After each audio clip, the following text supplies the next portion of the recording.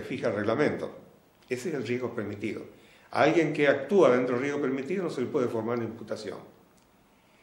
Se puede empezar a imputar el hecho cuando hay un incremento del riesgo más allá del permitido. Pero a su vez, el resultado, en el caso del ejemplo de la muerte, tiene que ser el producto del incremento del riesgo. En el ejemplo que di, evidentemente la velocidad de 40 a 45 no cambiaba para nada la situación y el suceso lamentable que ocurrió. Entonces, el resultado de muerte no es la consecuencia del incremento del riesgo que puso el sujeto. El resultado de muerte en este caso ha sido el aporte decisivo de la víctima, del suicida. A eso se refiere, por supuesto tiene desarrollos un poco más profundos, ¿no? Pero en síntesis a esto se refiere la moderna teoría de la imputación objetiva.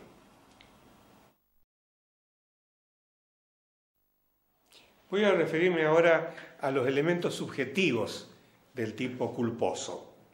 Es importante que recalque la existencia de elementos subjetivos en el tipo culposo, porque con el esquema aquel de la teoría del delito que yo expliqué, trasladada la parte subjetiva del dolo y la culpa al tipo por obra del finalismo, si no se analizase o no hubiese en el tipo del delito culposo elementos subjetivos, no quedaría nada de subjetividad en la culpa.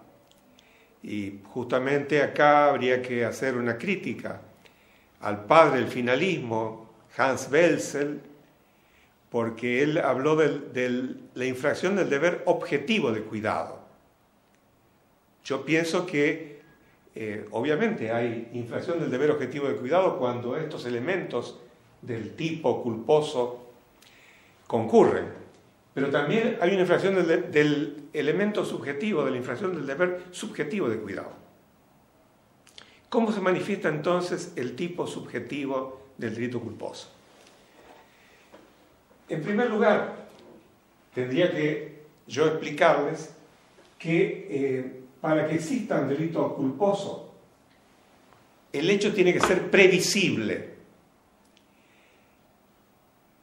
Se observa que previsible, la palabra prever es ver antes.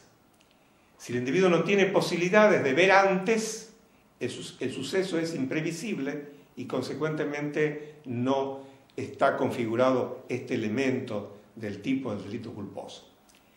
Alguien que profundice en la doctrina penal observará que hay autores prestigiosos penalistas que dicen que la previsibilidad es objetiva. Entonces dirán, bueno, ¿por qué Terragni dice que es subjetiva?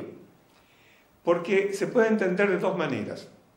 Cuando se habla de previsibilidad objetiva, es porque se está pensando que un tipo penal, como expresión del principio de legalidad, es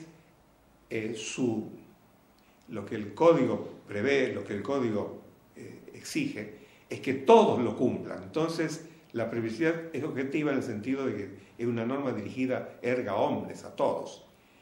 Pero la previsibilidad es subjetiva en el caso concreto cuando no se le puede imputar a alguien un delito culposo si el suceso resultó imprevisible. Supongamos, un médico que estaba tratando una dolencia y que pensaba que la anatomía del paciente era la normal, y de repente en el curso de una intervención quirúrgica encuentra con que, por ejemplo, los cursos tanto de los nervios como de los vasos sanguíneos, como de los conductos, son aberrantes, o sea, no son lo que conforme lo tienen la mayoría de las personas, entonces puede realizar un acto que signifique para el paciente un perjuicio, pero esa situación para el médico le era imprevisible y consecuentemente no le es imputable. Acá también quiero hacer una reflexión con respecto a algunas decisiones judiciales, porque algunas decisiones judiciales parten del hecho de que el suceso es previsible.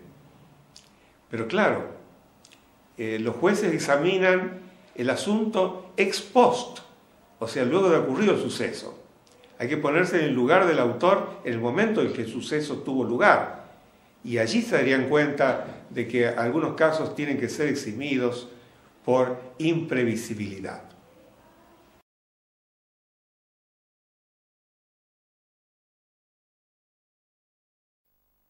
Voy a tratar otro aspecto del tipo subjetivo del delito culposo, que es interesante porque además se liga este tema con otra de las lecciones del programa que se refiere al dolo.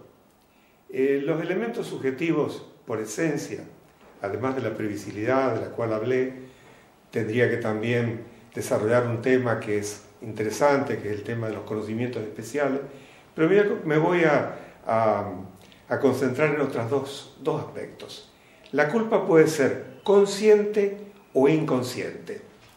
El legislador no hace ninguna diferencia en cuanto a la sanción entre una cosa y otra, pero en un caso la culpa consciente significa que el individuo tiene representación del resultado, pero cree que no lo va a realizar porque se equivoca o porque elige mal los medios.